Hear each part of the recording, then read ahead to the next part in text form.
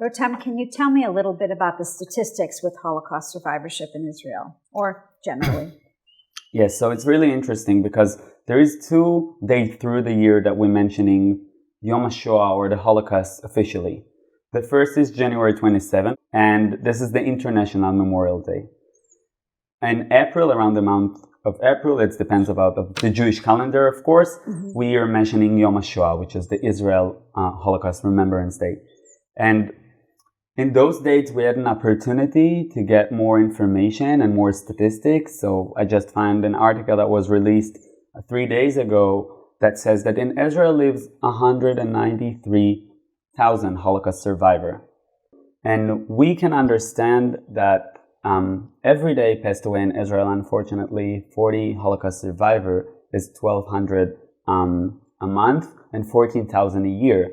So remember this when we're speaking of statistic, but from 2005, we see pretty incredible growing of the number of Holocaust survivors. And people might think, how it's possible if every year passing away 14,000 Holocaust survivors? So how is it possible? How do we got this addition? So when I referenced the group, so you want to say what people thought? I'm trying to remember because I immediately thought it's people identifying. Right. So, but right. Many people said it's immigration. Many people say maybe recognition of second gen. Right. But it's not true that when we're speaking about the Holocaust, when we're speaking about this time in history, we're speaking about World War II. When we're speaking about the word world, it means that it wasn't exist only in Europe. It wasn't Europe war. And the Holocaust and the conquered of the armies of the Allies from both sides all over the world. So there is Jews that lives in many countries. Let's say in my family, my grandparents, as I mentioned, grandparents from my mother's side, born in Poland, came to Israel. My grandparents from my mother's side, their kids born in Israel. My grandmother from my father's side, born in Tunisia, and made Aliyah to Israel in the 50s. And my grandparents born in Iraq and made Aliyah to Israel in the 60s. So it's all over the world. And so when we see this number and we asking how come that the number is growing every year, and it's recognition.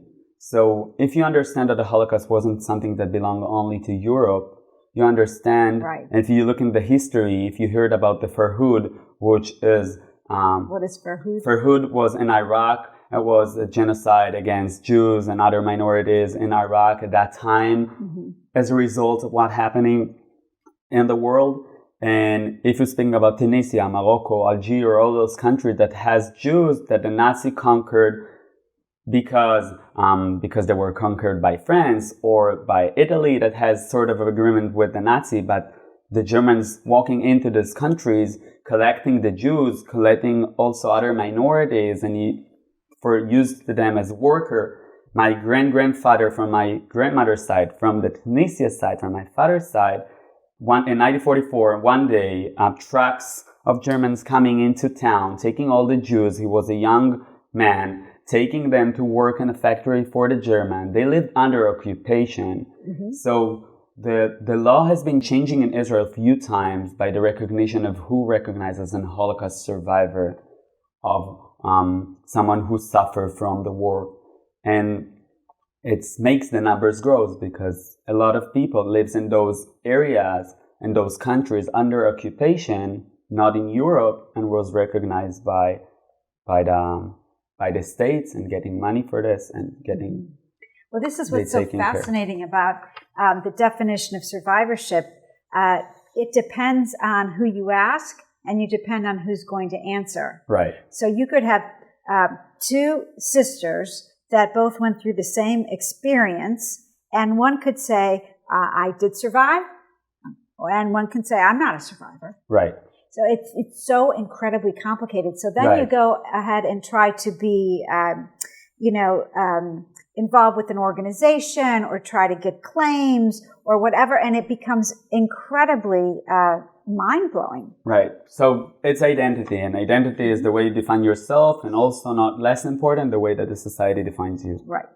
And of course, so in Israel, they putting all this, the specific criterion that you need to stand if you are a survivor. Where did you born? What year have you born? Right. Like, you need to tell your life, and then you get recognition. So, of course, the title you give to yourself and the way you define yourself, it will ever stay up to you.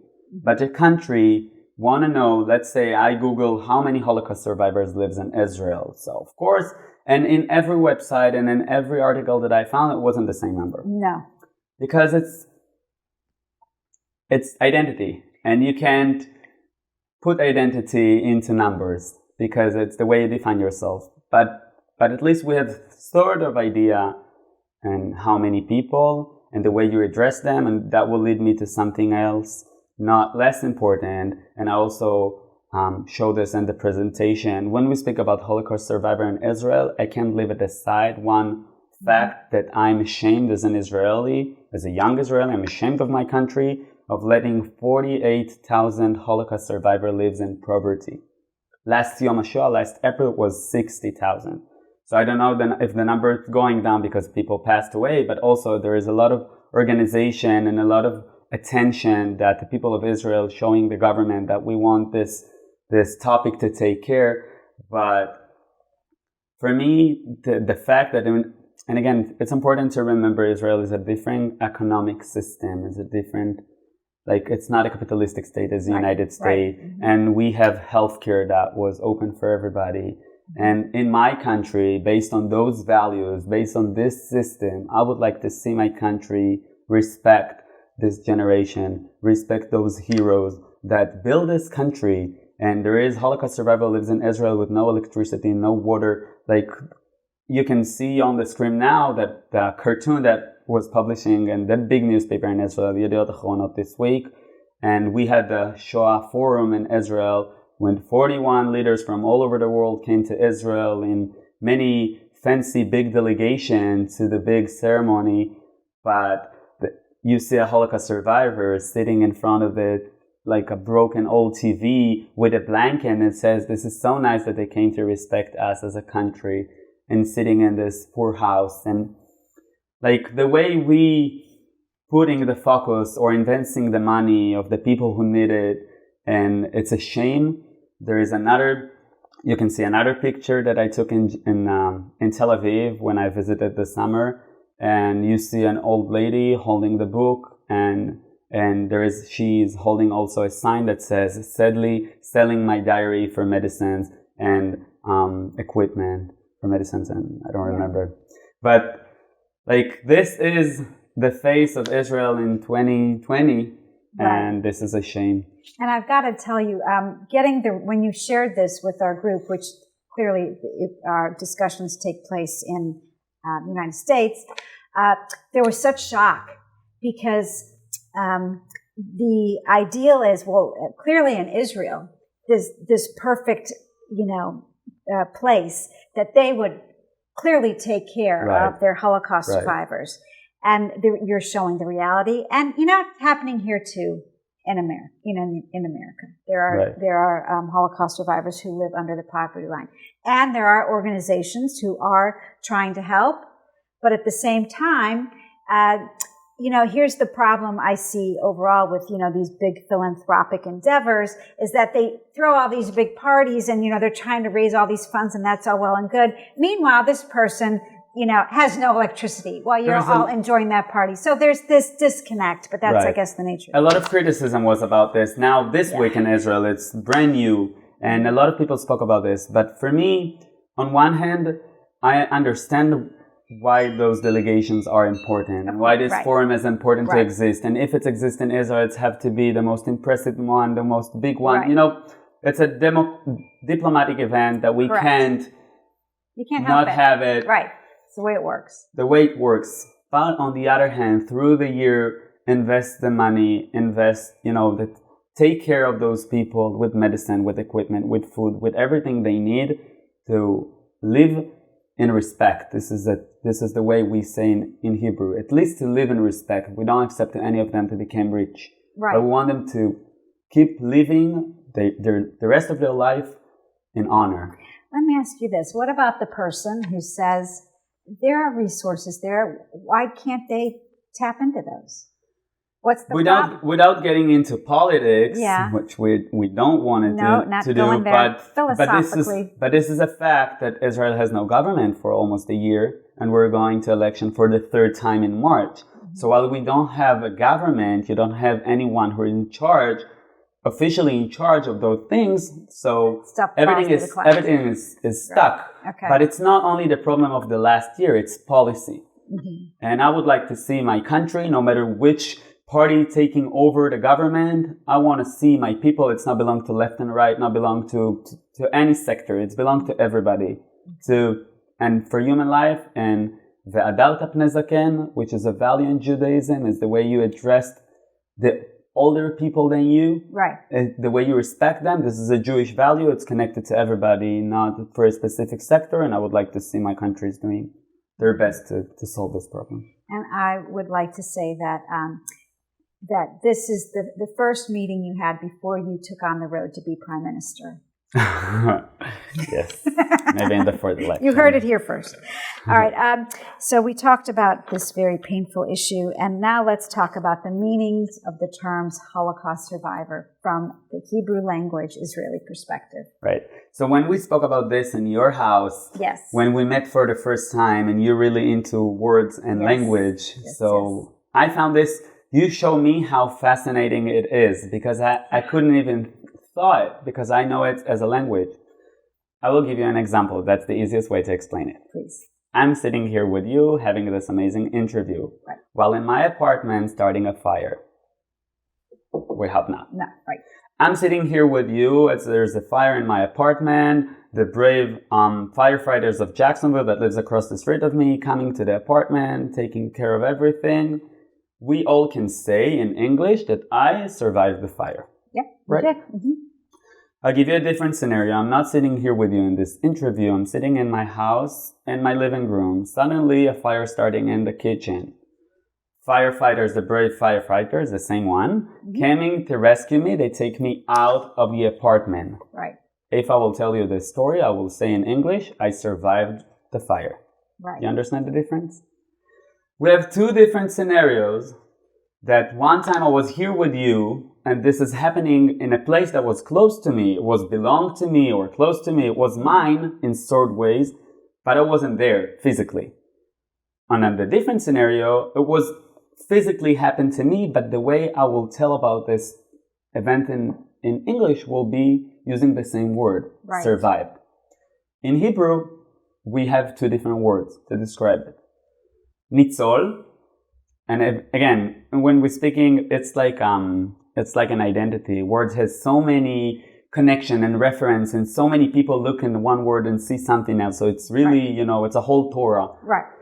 So I don't know all the Torah on one leg. That's fine. I'm not going to ask you because trust me, I don't either. But we're just going to go with this. Yeah. So Nitzul is the one who doesn't really necessarily happen to him. I'm sitting here with you. It is the fire. I can call myself Nitzul Shoah. I survived the fire, but in a way that I wasn't there.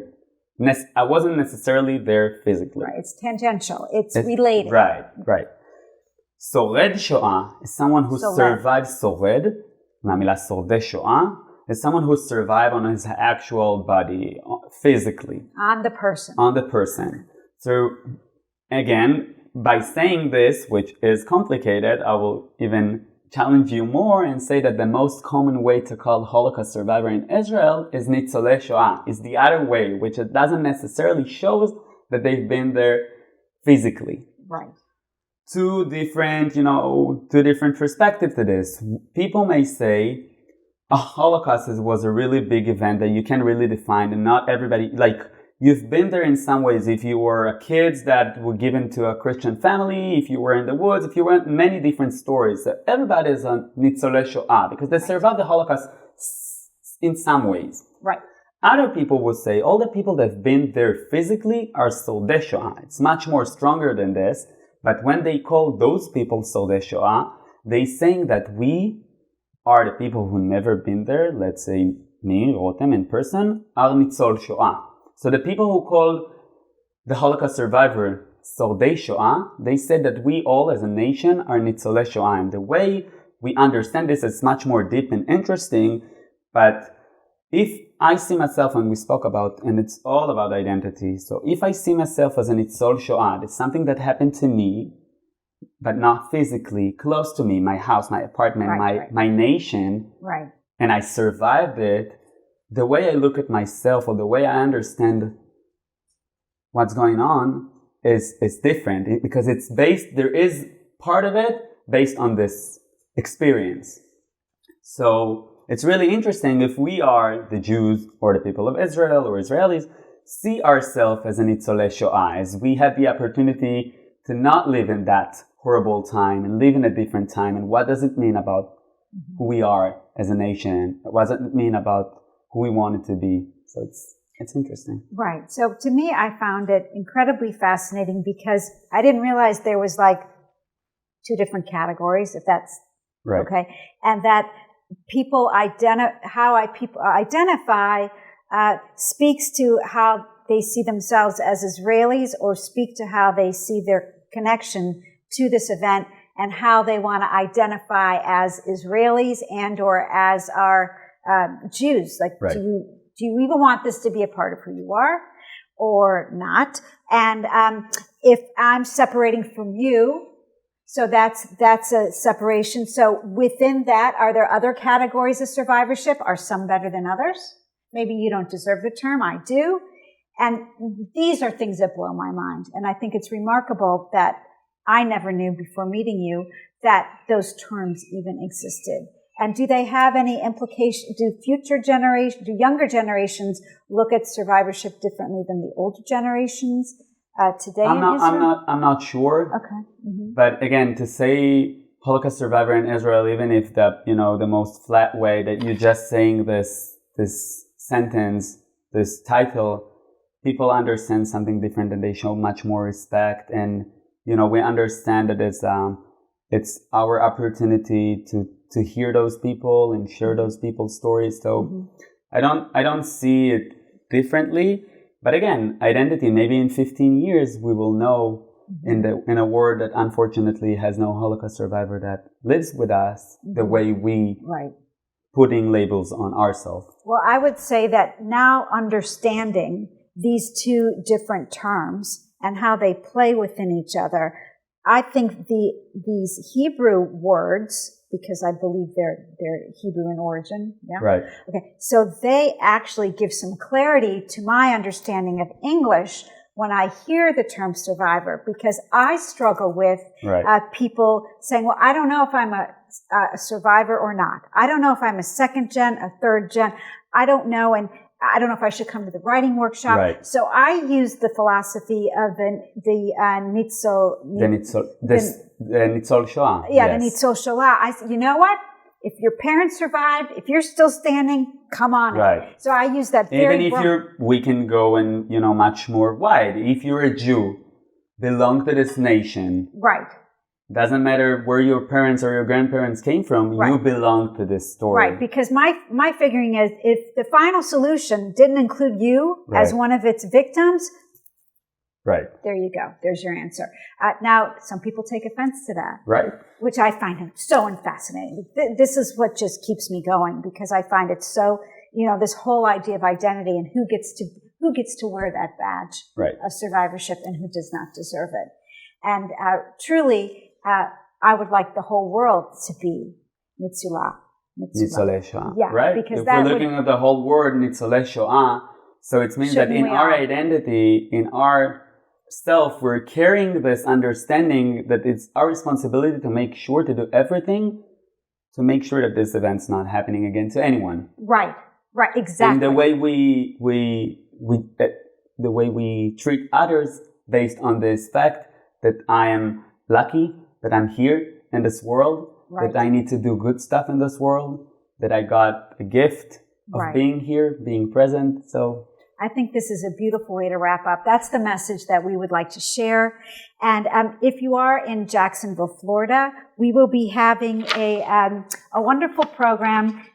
Please, if you could tell everyone about that program, and we'll be hosting it on April 21st at San Marco Books and More here in Jacksonville, Florida. However, these events, which Rotem will tell you about, are happening all over the world.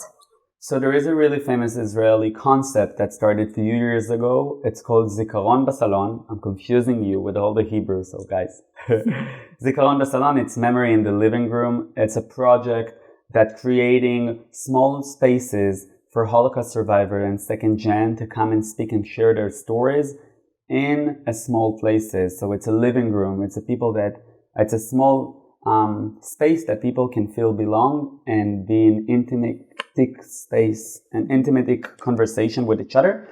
And we did this program here in Jacksonville in two different locations. Thank you to two dear family that hosted this program, and thank you the Holocaust survivor who came to speak. This is a great opportunity to thank you. And for all the people who attend this event, we'll continue doing this year, and because it's so meaningful and so important, and this is part of our identity, but the opportunity that you have to speak for an hour with a Holocaust survivor in a small group, asking questions, hear the story, be the one who passed the torch of those stories alive, keep them alive. It's a gift, and it's an opportunity that unfortunately in 10 years we cannot have this format anymore. So, and it will be during the week, during Yom HaShoah in Israel. It's the week in April that we're having these events in several locations. The one that we open for the public and we invite you to take part is the one in San Marco on the 21st. And for Jews, for non-Jews, for young, for old, for anyone who want to be part of this story, for anyone who want to be in these experiences, we welcome you. Right. So the information to register for the event will be right below. And Rotem, is there anything I haven't asked that I should have asked or anything like that? I would like to say that I'm pretty impressed by the way that people, especially you, Stacy, you taking this topic, that again, you're Nitzula, the way you see yourself in this world of taking the torch of the memory alive, and all the incredible job that you're doing with all the organization, with all the people you met. You dedicate your life to something much bigger than you, and in today's world it's not something that you usually see. So I want to thank you, and I'm sure that everybody who watched this here, watching, supporting you because of this incredible topic. Thank you very much for gives me an opportunity to be part of it, even the smallest opportunity, and to speak. Oh, well, the pleasure is mine. And Thank you know so what? much. We don't have a choice. It must be done. It's very simple. And it's very difficult at the same time. But I want to thank you. And I can't wait to see what you do when you get back to Israel, because I know you're going back soon, which makes me very sad, but that's okay because I'll come visit. Very good. And we want to thank you for listening to this incredibly interesting conversation with Rotem. And all the information will be below.